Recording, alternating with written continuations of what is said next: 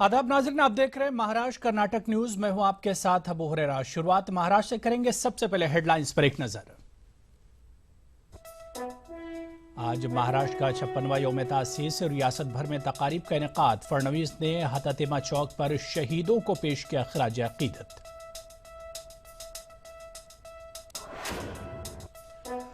Maharashtra day के मौके पर नागपुर में लहराया गया अलग विदर्भ को लेकर परचम। साबिक एडवोकेट जनरल श्री हरियाने की क़यादत में हुआ एहतिजाज।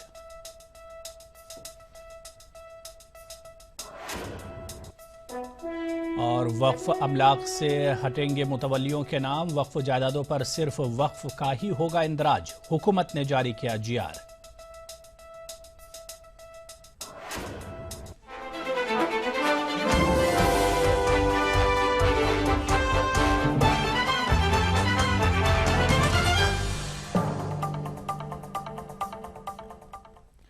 तो चलिए बुलेटिन में सबसे पहले बात महाराष्ट्र डे की करेंगे। पूरे महाराष्ट्र में रियासत का 56वां यौम तासीस बड़े धूमधाम के साथ मनाया जा रहा है।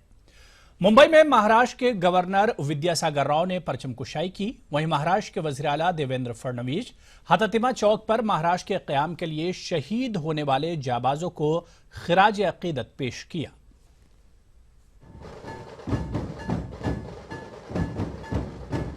महाराष्ट्र में बड़े जोरों शोर के साथ रियासत का 56वां यौम तासीस मनाया जा रहा है।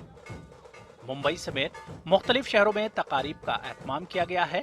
दादर में मुनक्किदा एक तकरीब में महाराष्ट्र के गवर्नर विद्यासागर राव ने परचम कुशाई की। इस मौके पर वज़ीर आला देवेंद्र फडणवीस समेत कई सियासी और समाजी लीडरान भी मौजूद रहे। फडणवीस ने मुंबई के हतामा चौक पर महाराष्ट्र के लिए अपनी जान कुर्बान करने वाले शहीदों को खिराज अकीदत पेश किया। आजादी के बाद मरकजी हुकूमत ने मुल्क में लिसानी बुनियाद पर रियासतों की तकसीम का सिलसिला शुरू किया। शुरू में बॉम्बे स्टेट नामी रियासत में महाराष्ट्र, गुजरात वगैरह हिस्से शामिल थे। इस इलाके की तकसीम करते हुए रियासती तामीर नौ कमीशन ने मुंबई को गुजरात में जम करने का फैसला किया। मुंबई में मराठियों की अक्सरियत को देखते हुए मुंबई को महाराष्ट्र का हिस्सा करार देने का मुतालबा किया गया, जिससे हुकूमत ने इनकार कर दिया। संयुक्त महाराष्ट्र आंदोलन समिति ने तहरीक शुरू की और मुंबई को महाराष्ट्र में शामिल करने के लिए आवाज बुलंद की। तहरीक के दौरान महाराष्ट्र के क़याम तक 105 अफराद शहीद हुए। मुंबई में हतातमा चौक इन शहीदों की कुर्बानी का गवाह है। बिलाखिर 1 मई 1960 को महाराष्ट्र रियासत का क़याम अमल में आया।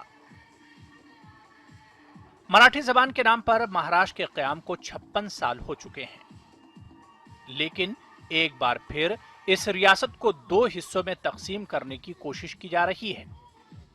ऐसे में सवाल उठता है कि क्या इसीलिए 105 लोगों ने अपनी शहादत पेश की थी। Bureau report, ETV news. तो वहीं महाराष्ट्र डे के मौके पर नागपुर में अलग विदर्भ के लिए परचम लहराया गया। महाराष्ट्र के साबिक एडवोकेट जनरल श्री हरियाने की क़यादत में अलग विदर्भ के हामियों ने जमकर एहतजाज किया। इस मौके पर नागपुर समेत विदर्भ इलाके के मुख्तलिफ शहरों में रैलियां, धरने और एहतजाज मुनज़्ज़म किए गए। एहतजाजियों ने आने के साथ मिलकर बीजेपी के मंशूर को नजर आतिश किया, जबकि आम आदमी पार्टी कारकुनों ने मोबाइल टावर पर चढ़कर अपनी नाराजगी जताई। वहीं एवत महल में सरकारी बसों पर भी हमला किया गया। दूसरी जानिब शिवसेना ने अलग विदर्भ का मुतालबा करने वालों के खिलाफ जवाबी एहतजाज किया। शिवसेना कारकुनों ने श्री हरियाने का अलामती पुतला भी जलाया।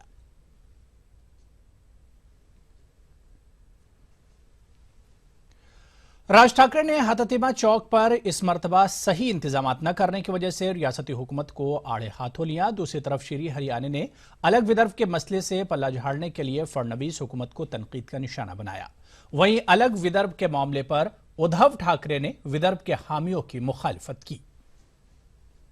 8 साल में इसी दिन विदर्भ का राज नष्ट हुआ और महाराष्ट्र में हमें विलीन कर दिया गया। इस दिन को हम काला दिन के स्मरण में मनाते हैं। इस दिन विदर्भ का झंडा फहराया जाता है। आज विदर्भ में 23-24 शहरों में ये झंडा फहराया गया है। नागपुर में यहाँ झंडा फहराया गया, उसका ये प्रतीक था। अलग अलग विदर्भ के नेता एक स्टेज पे आए, एक प्लेटफॉर्म पे आए और उन्होंने मिलकर ये झंडा नागपुर में फहराया है। मला लाज वाटते आज की दरवर्षी ज्या वेळेला इथे हुतात्मा स्मारक हे फुलांनी सजवलेलं असतं आणि महाराष्ट्र शासन हे फुलांनी सजवतं, यावर्षी एक फुल दिसत नाही, तिकडे एकही माळ दिसत नाहीये. मला असं वाटतं की ही अत्यंत लाजिरवाणी गोष्ट आहे महाराष्ट्र सरकारसाठी आणि दुर्दैवाने बोलायला लागतंय की ह्या नालायक भाजपवाल्यांपेक्षा काँग्रेसवाले परवडले. की काही जण या 1 मेच्या निमित्ताने आपले शक्ती प्रदर्शन करणार आहेत. नवीन नवीन लोक येत आहेत, त्यांना असं वाटते की आपले वेगवेगळे सुद्धा मोठे होत आहेत, त्यांना दाखवा शक्ती. पण महाराष्ट्राच्या किंबहुना महाराष्ट्र दिनानिमित्त शक्ती प्रदर्शन जर कोणी करत असेल तर ते आमच्यासारखं करा. ही नुसती शक्ती नाहीये, ही शक्ती केवळ प्रदर्शनाची शक्ती नाही, ही शक्ती मराठी माणसाची, हिंदूंची आहे, महाराष्ट्र प्रेमींची आहे. चलिए आगे बढ़ेंगे। जिला अकोला के बालापुर में कुल हिंद मुशायरा मुनक्किद किया गया। बालापुर के मारूफ शायर सैयद हुसैन शकील का शेरी मजमुआ नवाए दिल का इजरा किया गया। कौमी सतह पर शोहरत याफ्ता शोरा ने सामाईन को अपना कलाम सुनाया। मुशायरे के कन्वीनर हमीद शारिक ने कहा कि बालापुर एक अदब नवाज शहर है जहां शायरी को सराहा जाता है, इसलिए इलाके में फरोग उर्दू के मकसद से इस मुशायरे का इनेकाद किया गया।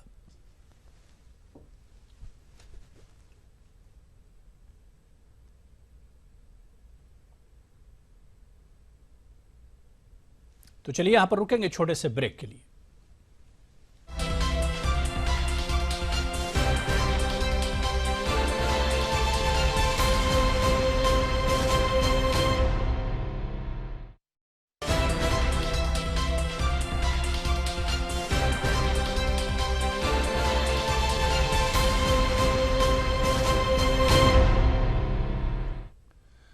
चलिए ब्रेक के बाद आगे बढ़ेंगे। खबर नांदेड़ से है, जहां की बिलौली तालुके में गैर मौसमी बारिश और तूफानी हवाओं ने भारी तबाही मचाई है।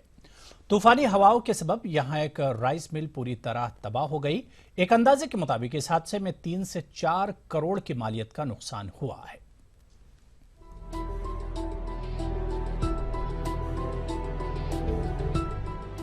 ये नजारा नांदेड़ जिले के बिलौली का है। इन तस्वीरों में नजर आ रही ये तबाही किसी जलजले के सबब नहीं, बल्कि गैर मौसमी बारिश और तूफानी हवाओं ने मचाई है। 150 किलोमीटर फी घंटे की रफ्तार से चली हवाओं ने देखते ही देखते राइस मिल की यह वसी व अरीज इमारत को ताश के पत्तों की मानिंद बिखेर दिया। हवा इतनी जोर से छूटी थी कि झाड़ तो टूट गए, लेकिन ये बीम और ये इतना कंस्ट्रक्शन का ऐसा टूटेगा बल्कि ऐसा नहीं लगा कि इतने इसका स्पीड मेरे ख्याल से 150 से 200 उसका स्पीड था हवे का। तूफानी हवाओं के सबब पेश आए इस हादसे में न सिर्फ राइस मिल की इमारत तबाह हुई, बल्कि इस मिल में चावल के प्रोसेसिंग के लिए लाए गए हजारों टन धान की बोरियां और कीमती मशीनें सब के सब मलबे में तब्दील हो गई हैं। ये मिल इस इलाके के हजारों अफराद को रोजगार मुहैया करती थी। वो दूसरी तरफ अगर ट्रांसपोर्ट से लेके गए तो काश्तकार को परवड़ता नहीं है, इसलिए ये एरिया में ये पहला यूनिट रहने से बहुत बड़ा फायदा काश्तकारों को होता था। अभी ये यूनिट बंद होने से एक तो कुछ लोगों को रोजगार था, वो रोजगार बंद हो जाएगा, और जो काश्तकार प्रोडक्शन करते हैं उनको लंबा माल लेके जाने से वहाँ जो ट्रांसपोर्टेशन कास्ट है उनको कास्ट कम मिलेगा। बिलौली एक ऐसा मकाम है जो महाराष्ट्र, कर्नाटक और तेलंगाना इन तीनों रियासतों की सरहद पर वाक़ है। यहाँ की इस राइस मिल में तीनों रियासतों से चावल और धान की खरीद और फरोख्त होती है। खुश्क साली और पानी की किल्लत की मार झेल रहे किसानों के लिए इस हादसे ने तशवीशनाक हालात पैदा कर दिए हैं। ETV news Nanded. चलिए अब खबर महाराष्ट्र वक्फ बोर्ड से जुड़ी है। महाराष्ट्र हुकूमत ने एक जीआर जारी किया है, जिसके तहत महाराष्ट्र स्टेट वक्फ बोर्ड की जायदादों पर अब सिर्फ वक्फ का इंदराज होगा, जबकि दरगाहों, कब्रिस्तानों, मुसाफिर खानों, यतीम खानों और दीगर वक्फ जायदादों पर से मुतवल्लियों के नाम हटा दिए जाएंगे। इस बात की जानकारी वजीर महसूल और औकाफ एकनाथ खड़से ने दी। महाराष्ट्र हुकूमत ने वक्फ से मुतालिक एक GR जारी किया है, जिसके तहत 1995 के बाद वक्फ अराजियात के खरीदो फरोख्त को कलअदम करार दिया गया है और इससे पहले के गैर कानूनी तौर पर वक्फ इमलाक के मिट्टी मोल गैर कानूनी फरोख्त की जांच का फैसला किया है। इसके साथ ही रियासत भर के मुतवल्लियों के नाम भी हज़फ करने का फैसला किया गया है। और ज़्यादातर ज़मीन जिस कारण से दी गई उस कारण का उपयोग न करते हुए वो व्यापारी प्रयोजन से कमर्शियल यूज़ उसका कर रहे हैं। जहाँ वक्फ की ज़मीन नियम के बाहर 30 साल के ऊपर दी गई होगी और उसको शासन की परमिशन नहीं होगी तो वो सारे के सारे व्यवहार रद्द करने के लिए आज निर्णय लिया है, रजिस्ट्रेशन कैंसिल कर। 13 अप्रैल 2016 को जारी करदा GR के मुताबिक अब PR कार्ड और 7/12 में वक्फ का इंदराज रहेगा ताकि वक्फ जायदादों की खरीदो फरोख्त पर रोक लगाई जा सके। इसके अलावा हुकूमत का कहना है कि आइंदा 3 महीने में वक्फ बोर्ड की नई बॉडी तश्कील दी जाएगी। अभी आगे चल के वक्फ प्रतिबंधित मतलब ऐसा हम सिक्का मारेंगे, ऐसा नोंद करेंगे, इसके आगे कोई भी रजिस्ट्री कार्यालय अभी वक्फ की प्रॉपर्टी के लिए सेल परचेस का व्यवहार नहीं कर सकेगा। हुकूमत ने वक्फ की जमीन पर शॉपिंग मॉल, होटलों, दीगर तिजारती सरगर्मियों के क़याम मंशा को वक्फ के खिलाफ वर्जी करार दिया। हुकूमत ने कहा कि ऐसी जायदादों को वापस लिया जाएगा। ETV news, Aurangabad.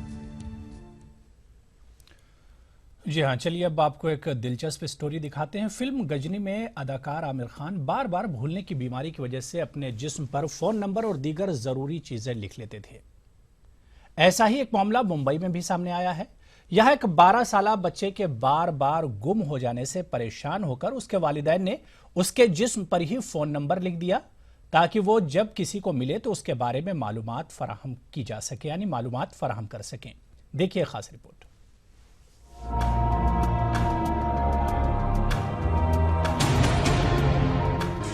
आपने फिल्म गजनी तो देखी होगी कि कैसे आमिर खान कई चीजें भूल जाते हैं। यही वजह रही कि आमिर ने अपने जिस्म पर फोन नंबर समेत कई चीजें लिखी। इसी फिल्म से मुतासिर होकर मुंबई के सादिक ने भी अपने 12 साल के बेटे अकरम के हाथों में फोन नंबर टैटू की शक्ल में लिखवा दिया, जिससे इसका बच्चा कहीं गायब हो तो पुलिस या कोई आदमी इस बच्चे के बारे में माँ बाप को इत्तला दे सके। इस बच्चे को एक ऐसी बीमारी है जिससे ये वक्त वक्त पर सब कुछ भूल जाता है। इसके कब्ल ये तकरीबन 5 बार गायब हो चुका है। पूना से भी मतलब कि 4 महीने के बाद मिला। 4 महीने के बाद लाने के बाद उसको हाथ पे अटैच गोदवा दी। एक बार बड़ोदरा भाग गया, बड़ोदरा से फिर मतलब कि उधर से पुलिस वाले फ़ोन किए तो उधर से लाए पकड़ के। उधर से लाने के बाद फिर अभी फिलहाल में करजट भाग गया था, तो फिर उधर से भी मतलब कि पुलिस वाले फ़ोन किए तो फिर उधर से भी पकड़ करके लाए। अकरम अब तक 5 बार अपने घर से गायब हो चुका है, लेकिन 5 और 6 महीने के अंदर ही वो वापस लौट सका। ऐसा मुमकिन हुआ अकरम के हाथों पे लिखे इस नंबर से। जब भागने लगता है ना तो उसका दिमाग नहीं काम करता है, तो लगातार 15 दिन परेशान करता है, तो उसके ऊपर ध्यान बराबर देना पड़ता है। अकरम के हाथों पर लिखे इस नंबर को लेकर रिश्तेदारों ने मुखालफत की थी, लेकिन माँ बाप मजबूर थे, अपने बेटे को खोना नहीं चाहते थे। इसके कब्ल कई बार अकरम घर से गायब हो चुका, लेकिन इस नंबर की वजह से वो मिल सका। Bureau report, ETV news. तो चलिए यहां पर छोटा सा ब्रेक ले लेते हैं और ब्रेक के उस पार जब लौटेंगे तो कर्नाटक की खबरों की बात करेंगे।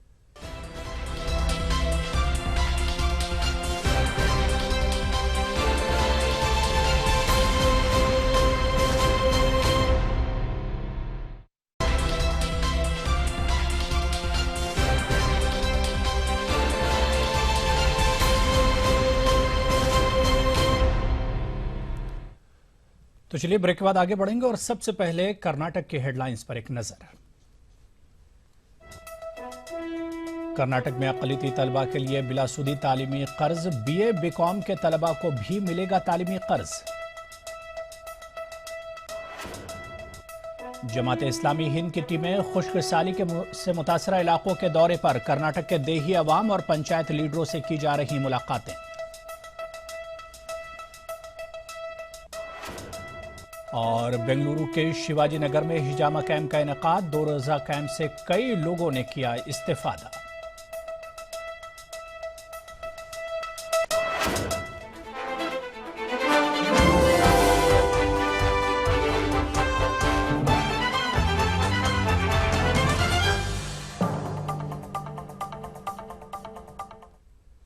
कर्नाटक में बीए और बीकॉम के अक़लियती तलबा को भी अब बिला सूदी तालीमी कर्ज हासिल होगा। कर्नाटक अक़लियती तरक्याती कारपोरेशन ने यह फैसला लिया है।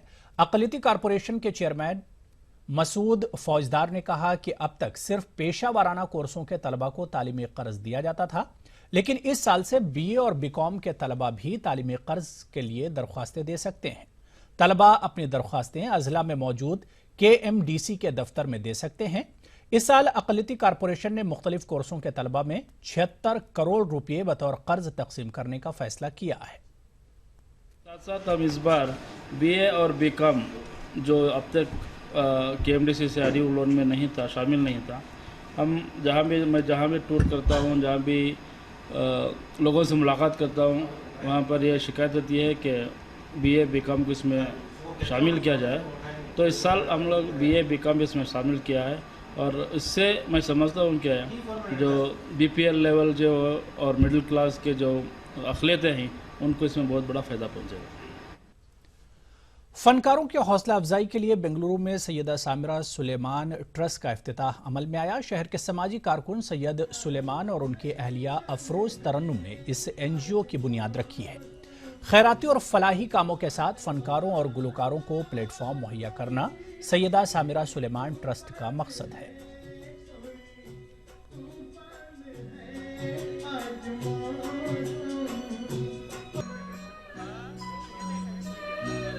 बहुत सारे मैं फंक्शन करता हूँ, मैं फंक्शंस करता हूँ, बहुत सारे ऑर्केस्ट्रा वगैरह करता हूँ, हर फंक्शन में ऑर्गेनाइज करता हूँ।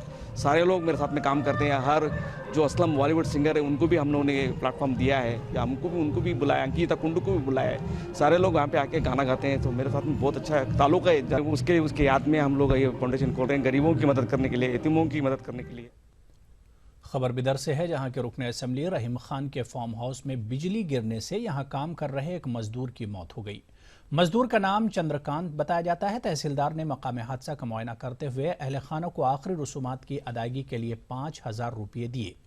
तहसीलदार ने कहा कि इस मामले की रिपोर्ट हुकूमत को रवाना की जाएगी। मकामी लोगों की मांग है कि चंद्रकांत के अहले खाना को एक घर और इसकी बेटी की शादी के इंतजामात हुकूमत की जानिब से किए जाएं। जमात इस्लामी हिंद की क़यादत में 8 टीमें गुलबर्गा के खुशकसाली से मुतासरा इलाकों के दौरे पर हैं। जमात इस्लामी हिंद के जिम्मेदारान के मुताबिक दौरे के बाद सूरत हाल पर एक रिपोर्ट तैयार करके जिला इंतजामिया और वजीर आला को रवाना की जाएगी।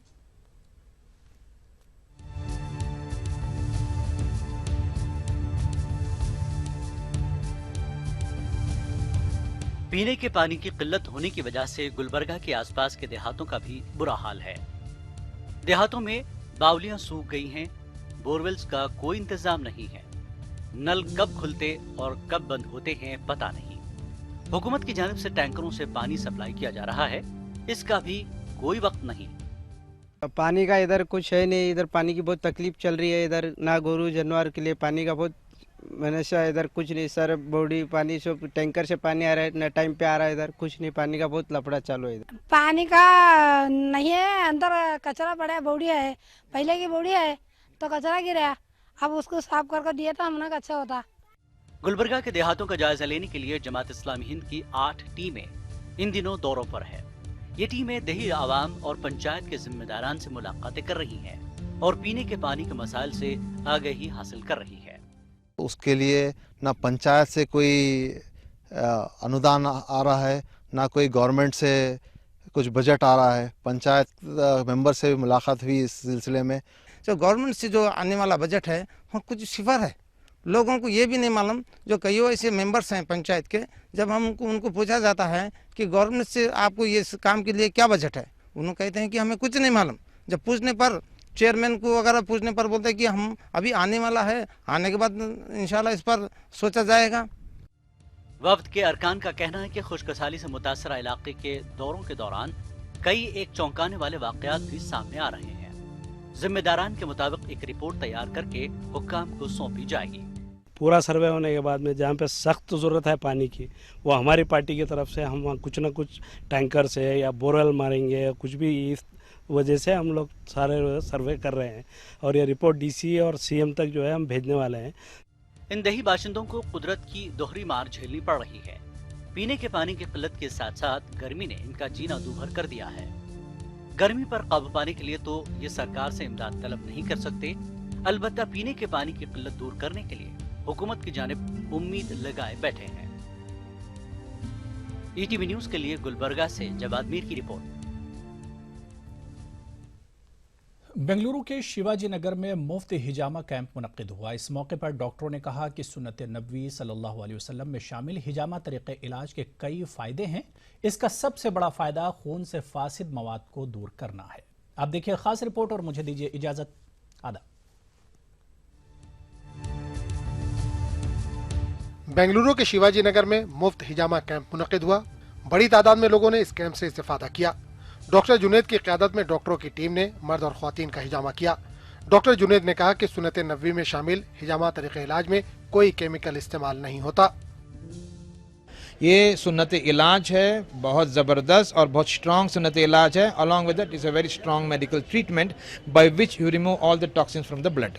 बहुत ज़्यादा ज़रूरी है। इट्स बिकॉज टॉक्सिन लेवल्स इसमें बहुत ज़्यादा होने की वजह से ये एक ऐसी थेरेपी है जिसमें जिस्म से जो टॉक्सिन्स रहती हैं वो निकाला जा सकता है। जमतुल अंसार बेंगलुरु की 50 साल कदीम तंजीम है। ये तंजीम दीगर समाजी खिदमात के साथ साथ हेल्थ कैंप मुनक़िद करती है, लेकिन पहली मरतबा इस तंजीम के तहत हिजामा का खुसूसी कैंप मुनक़िद हुआ। एजुकेशन के सिलसिले में, लड़के लड़कियों के सिलसिले में और फिर बेवा औरतों के ताल्लुक से उनको छोटे छोटे बिजनेस में लगाना, उनके अपने पैरों पर खड़े होने के लिए, ये तमाम सोच करके एक ऑर्गेनाइजेशन उस वक्त के पर बनाए थे, जमीयतुल अंसार। ये हमारा मकसद था कि ये जो चीज़ है सुन्नत तरीक़ा है, एक तो सुन्नत अदा हो जाएगी, हमारे आका मोहम्मद अरबी सल्लल्लाहु अलैहि वसल्लम की सुन्नत अदा हो जाएगी, और दूसरा फ़ायदा तो इसके अंदर जो है हर बीमारी की शिफा है, इसके अंदर शिफा ही शिफा है इसमें। यूनानी डॉक्टरों का कहना है कि मौजूदा दौर में हिजामा थेरेपी को आम करने की जरूरत है। केमिकल ट्रीटमेंट के मुज़िर असरात से लोग परेशान हैं। हिंदुस्तान और यूनान के कदीम इलाजों की अहमियत से आवाम को दोबारा वाकिफ करवाने की जरूरत है। ETV news Bengaluru.